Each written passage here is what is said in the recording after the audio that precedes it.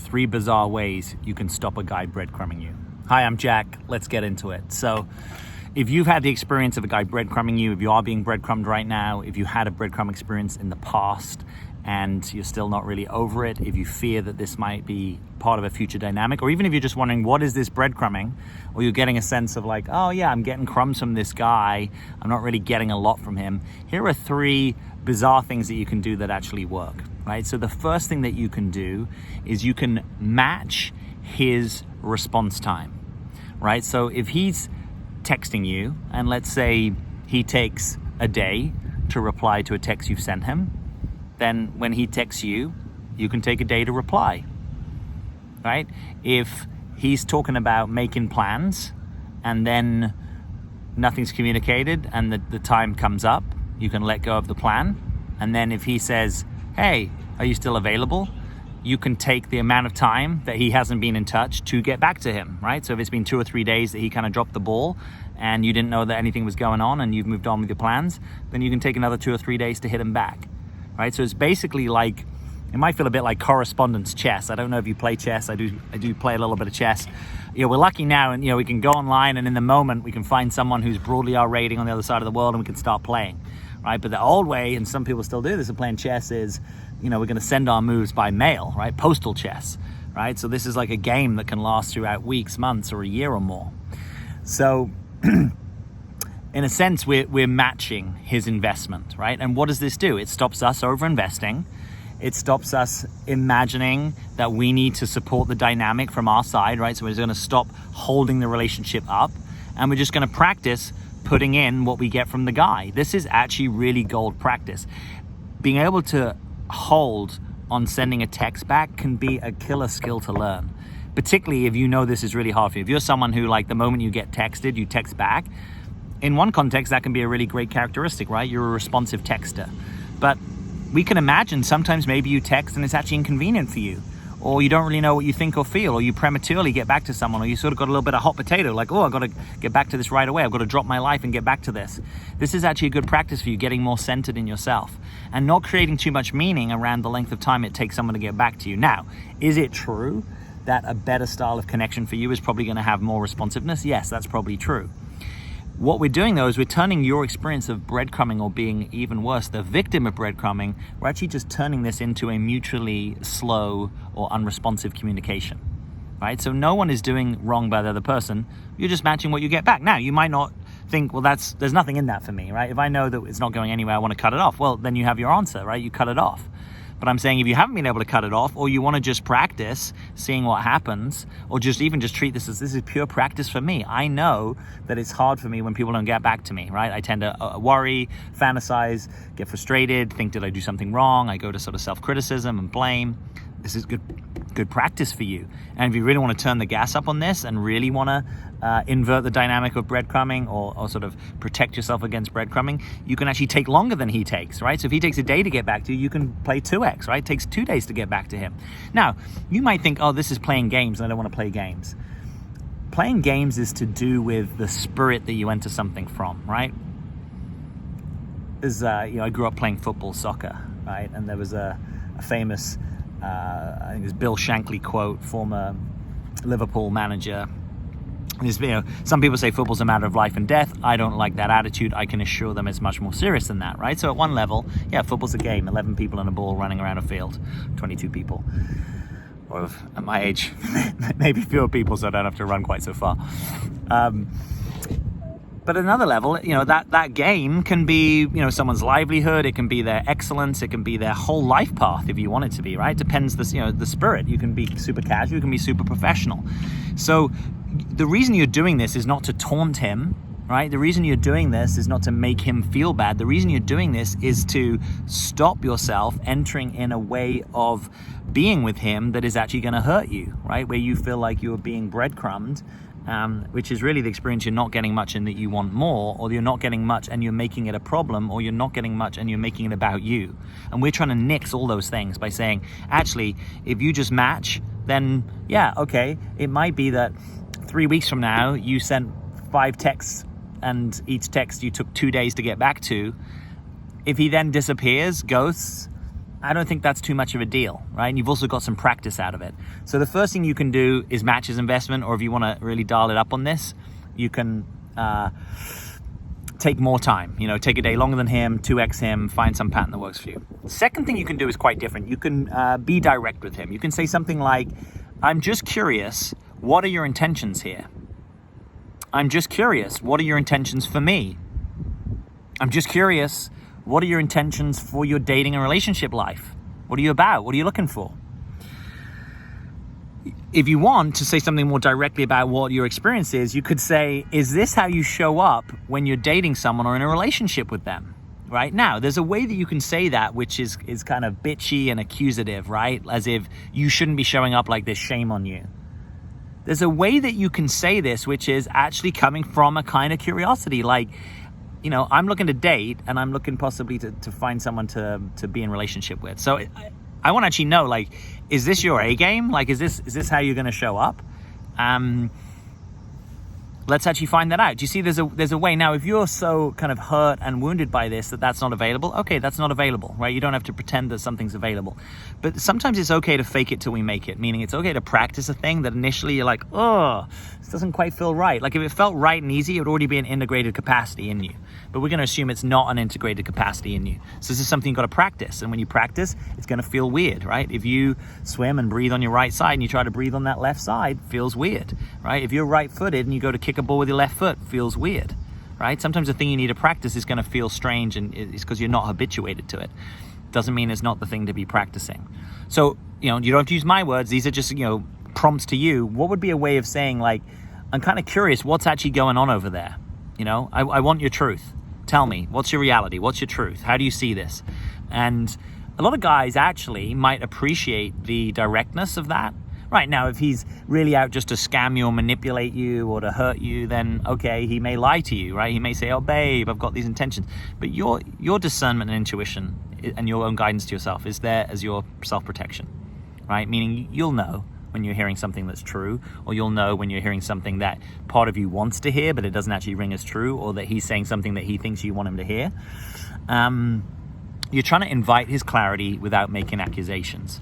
Another thing you could say is something like, and even if this is fictional, right? Like, my older brother was asking about you and I didn't know what to say, right? Meaning I didn't really know what you're about or where you stood or what you're interested in. So I didn't really know what to say. Now, that could be a fictional older brother. It could be a real older brother. It could be your coach. It could be your best friend. It could be Dear Diary, right?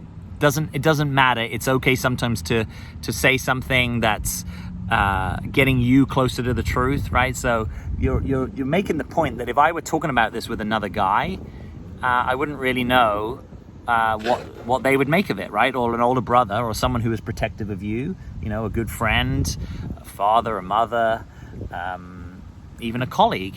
Like, it just starts to bring a little bit more objectivity into the situation. Now, sometimes dynamics are confused. Sometimes the guy doesn't know where he's standing. Sometimes he's super stressed with work and all he's available for is a little bit of pen pal.